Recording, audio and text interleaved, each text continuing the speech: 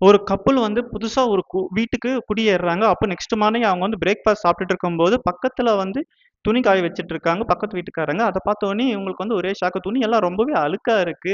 அவங்க மேபி தப்பான soap use பண்றாங்கன்னு அவங்க ஹஸ்பண்ட் கிட்ட வந்து சொல்றாங்க. அவங்க ஹஸ்பண்ட் வந்து ரொம்பவே சைலன்ட்டா சாப்பிட்டுட்டு இருக்காரு. எவ்ரி டைம் அவங்க பார்க்கும்போதும் துணி எல்லாமே ரொம்ப அழுக்கா இருக்கு. சேம் கமெண்ட் பாஸ் பண்ணிட்டே இருக்காங்க. 1 மந்த் கழிச்சு பார்க்குறாங்க. ஒரே சர்ப்ரைஸ். ஏன்னா துணி எல்லாம் ரொம்ப நீட்டா, கிளீனா இருக்கு. அப்ப இவங்க அவங்க ஹஸ்பண்ட் கிட்ட சொல்றாங்க, பாருங்க ஃபைனலி அவங்க வந்து லேர்ன் பண்ணிட்டாங்க. எப்படி துணிய கரெக்ட்டா வாஷ் பண்ணணும். அதுக்கு அவங்க ஹஸ்பண்ட் சொல்றாரு, "இல்ல, இல்ல.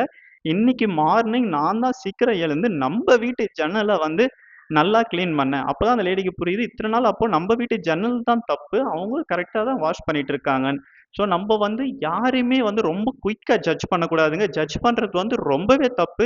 எஸ்பெஷலா நம்ம வந்து கோவமா இருக்கோம், ஜெலஸியா இருக்கோம்னா, நம்ம வந்து யாரையுமே வந்து ஜட்ஜ் பண்ணக்கூடாது. அப்படி ஜட்ஜ் பண்றதுனால அவங்க யாருன்ற சொல்றது